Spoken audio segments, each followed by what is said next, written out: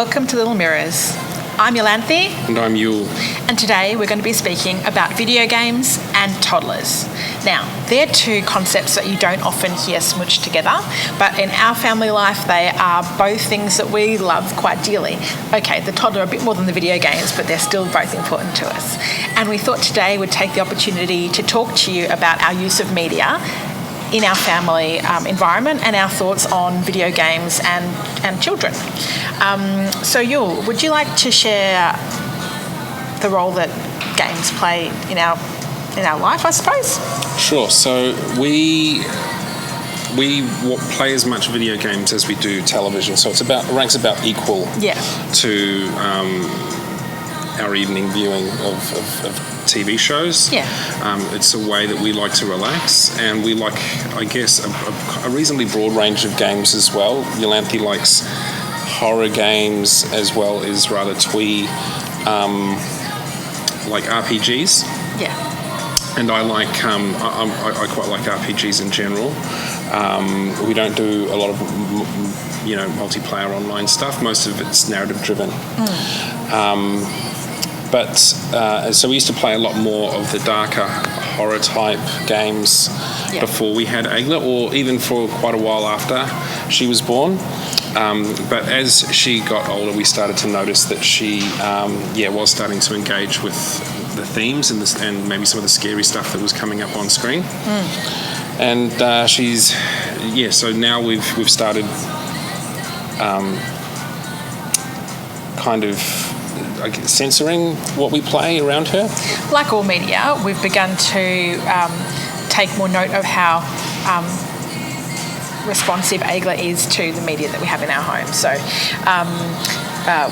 she's still sublingual in the true sense of having sentences, but she, at nearly 20 months, is becoming, she has a small vocabulary, and what she doesn't have in terms of words, she certainly has in terms of pointing at things and expressing pleasure or grumpiness. And she does the same thing with TV shows that we watch or video games that we watch.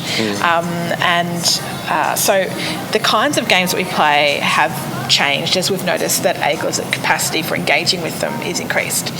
So we used to play a lot of PlayStation games and Switch games, but now we mostly play Switch games because the titles on Switch are much more family friendly. They're a lot more cartoon-like G and PG in content. They don't tend to have the heavy themes of some of my favourite horror titles like Resident Evil or Silent Hill, or even just like creeping social dramas like The Last of Us or The Quarry, which is the current one we're playing on PS5. So Switch feels more like almost watching cartoons. And when we come home from daycare and our day at work, Yul and Agla will come into the lounge, and what happens then? Well, usually Agla has a choice to make about how she would like to entertain herself. That might be playing with her toys, that might be colouring in and drawing, or it might be playing a video game or watching TV. So she is quite good at communicating that she wants to watch television because she knows what remote controls the TV, so she'll bring that over. That usually means she wants to watch TV. And or she will bring over the Switch controllers, and then so if she brings over the Switch controllers, I'll ask her, "Do you want to play Zelda?" And she usually says yes. And at that time, I guess I'm going to be playing Zelda for the next half an hour or so. And she likes to sit on my lap, and we give her the PlayStation controller while I play the Switch, and she sits there thinking, controlling the game, and we communicate about the things in the game. Apples. She loves Koroks. They're a cute character in the game. Yeah, and she loves the cooking in the game as well. So she's actually starting to engage with what's happening on screen and feeling involved in that as kind of a joint activity. And she can sit on my lap for a good 45 minutes sometimes, just maybe even longer. I think maybe an hour. She sat there once playing video games, playing Zelda with me. So Zelda in particular is her seems to be her favourite game to play with us. I don't think she's all that interested. We play Mario Kart quite a bit on there, and Luigi. Yeah, she's not as interested in those things. I think the reason we wanted to speak with you about video games and toddlers or small children today is because I think it's changing, but there is a lot of phobia or hang up about children and the amount of media that they consume. Now, our child goes to daycare 4 days a week, and obviously there's no screens there. But at home, Yule and I use screens, and so it makes sense that Aigla is also involved in that as well. We don't have any particular hang-ups or phobias or belief that her cognitive development will be stymied by this. We have made quite a deliberate choice to engage her in media that we think is appropriate for us to enjoy as a family. And any form of media is an opportunity for interaction with your child. So, for example, Yule and I are both musicians. I've started playing piano more regularly recently, and when I play, Aigla wants to sit on a chair next to me, or she'll sit on my lap, and she'll turn the pages, or she'll potter on the keys. For her, that is as much as a game experience as when she's playing Zelda with her dad.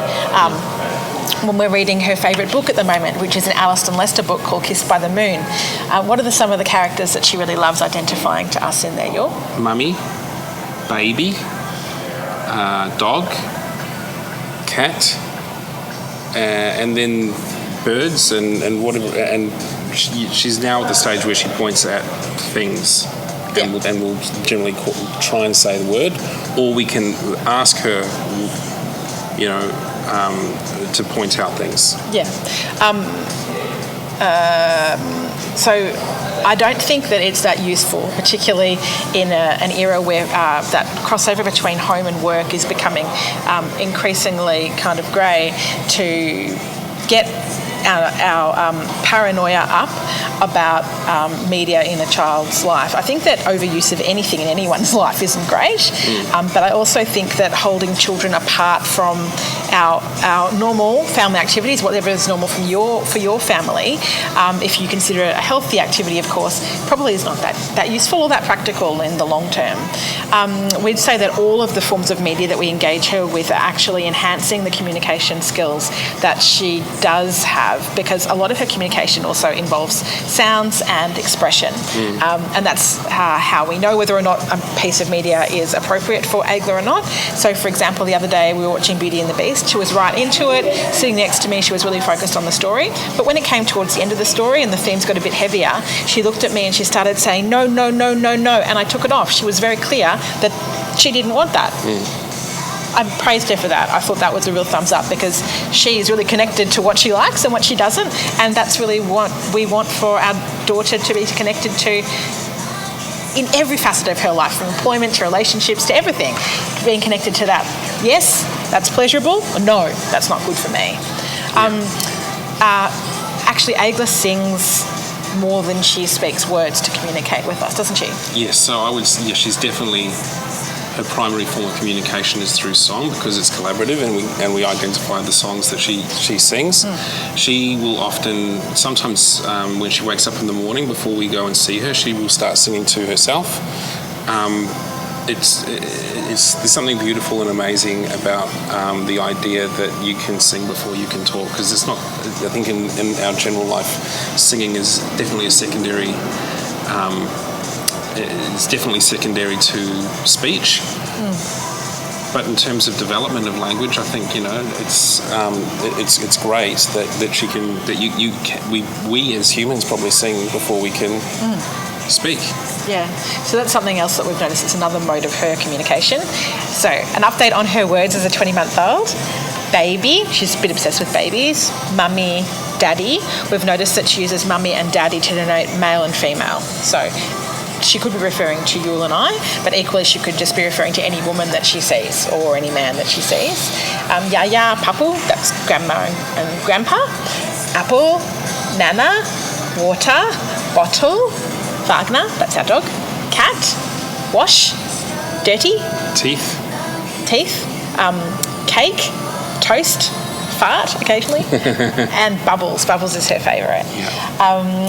So just in context of the clickbaity title of today's video being focused on video games and toddlers, Eula and I are also going to be going to PAX, which is coming up in about 3 weeks in Melbourne, and I'll be doing my first cosplay, and you'll maybe doing a cosplay, so we might have some photos of that delightful experience for you next time. Chances are improving. Yeah. Just before we move on, I did want to point out that when she's engaging with the screens, with the technology, so she spends a lot of time, well, not a lot of time, but we do allow her on our phones sometimes, and mostly that is to look at the photos, the family photo album that we have on there. In particular, she likes looking at herself.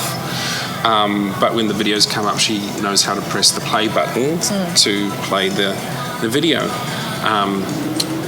And that skill has transferred out of just the realm of the screen, because she also uses it when it comes to performing on my electronic musical instruments. So I recently got a Groove Box, a sampler, and I let her play with the drum sounds on the pads, and she enjoys that. But she also is she clearly understood that what the play and stop button did, because of the symbol, is the same as what's on the videos and which is on the phone. So that information is translating into the real world from interacting with our phones as well. She gets very excited when she gets the beat going. And music is another, as I referred to earlier, music is a part of our lives. On a Sunday afternoon, if Yule's been in his studio, we'll come out there and she will play with the instruments that he's working on. And when the beat drops, she's really into it. She gets on the floor. She dances. She also plays with Yule's guitar pedals. So on one hand, you could say it's just touching textures, but on the other hand, there's a notion of intention between the sound and objects, and that's musical instruments, of course. So that is a development that we're totally chuffed about, actually. Yeah. So that's pretty much our roundabout discussion on video games and children. If you are a parent who also enjoys video gaming or board games, we'd love to hear what your family are enjoying playing at the moment. And also, if you do use screens in your family, which most people probably do, we encourage you not to feel ashamed or hung up about it. It's normal, and I think that so long as the diet of media in your family's life is varied and joyful, it's probably not such a bad thing. I'm Yolanthe. I'm Yule. And this is Little Mirrors.